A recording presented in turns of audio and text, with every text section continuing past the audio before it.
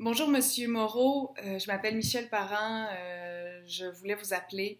J'ai essayé de vous appeler ce matin. J'espérais laisser un message dans votre boîte vocale ou quelque chose comme ça. On m'a référé à une adresse courriel, mais j'avais vraiment besoin, envie en fait, de verbaliser ce que je voulais vous partager ce matin. Je verbalise.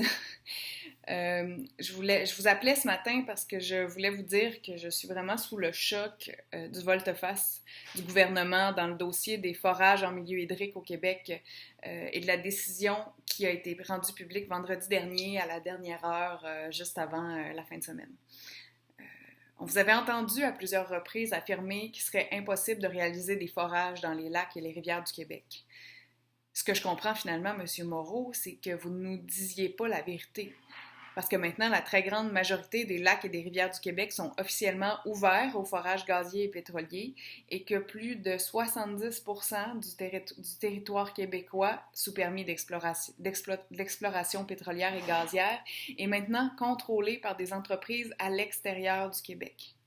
En Gaspésie, c'est à peine 7% des permis qui sont désormais détenus par des intérêts québécois.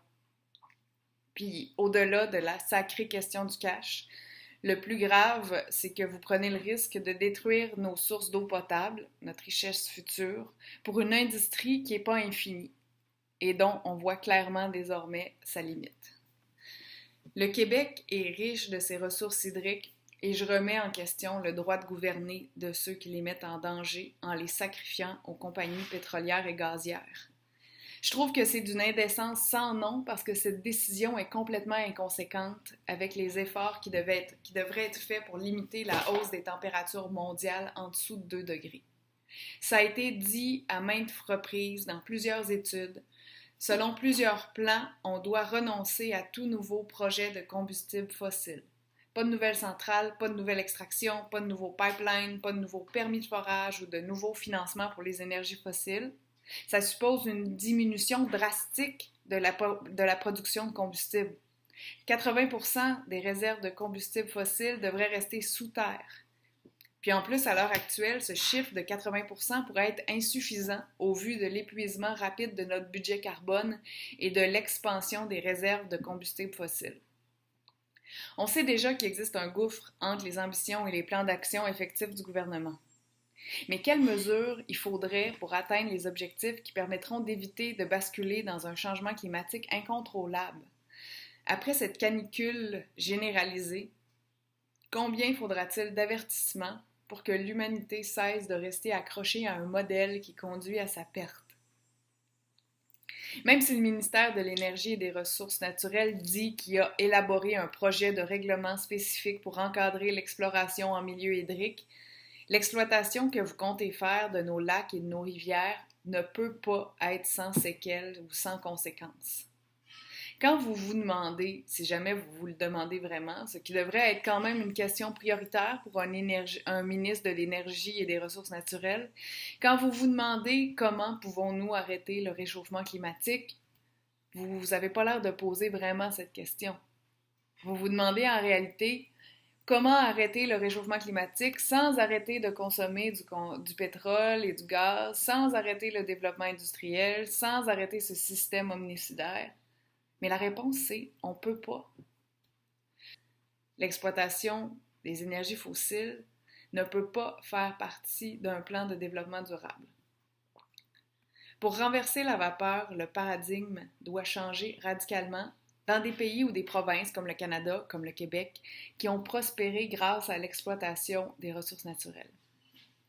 Je regrette amèrement la puissance des lobbies qui interviennent directement auprès des décideurs et qui freinent le changement en matière de développement durable. Je déplore votre vision archaïque du développement économique, pensée en fonction du seul profit des grandes entreprises. Cette vision du développement économique à l'ancienne empêche toute vision à long terme. Il faut prendre de front le dogme de la croissance économique à tout prix. Si on veut éviter d'hypothéquer encore davantage la capacité de la planète à renouveler ses ressources et à absorber nos déchets, il faut cesser de faire de la croissance économique un objectif. Qu'on le veuille ou non, ça sera plus possible d'avoir des taux de croissance de 2 ou 3 %. Il faut se faire à l'idée de changer. D'une part, les études, les chercheurs, les faits nous disent qu'on n'a pas d'autre choix que d'agir. On appelle aux actions individuelles du citoyen, on nous culpabilise. Et d'autre part, le gouvernement continue de nourrir un système qui gruge notre bien commun et dont l'impact est gigantesque.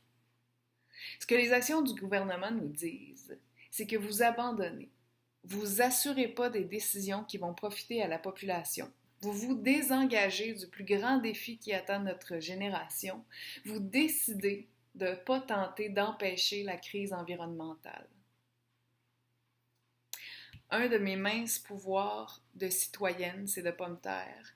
C'est pas une grande marge de manœuvre, mais si nous ne nous érigeons pas contre ces pratiques, la bataille semble perdue d'avance. Toutes les études nous brossent le tableau d'une planète au bord de la rupture.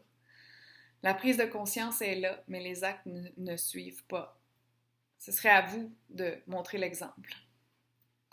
Je vous remercie de l'attention que vous portez à mon message et j'espère vraiment, du fond du cœur, que je ne suis pas la seule à porter cette déception et pas la seule à la porter à vos oreilles.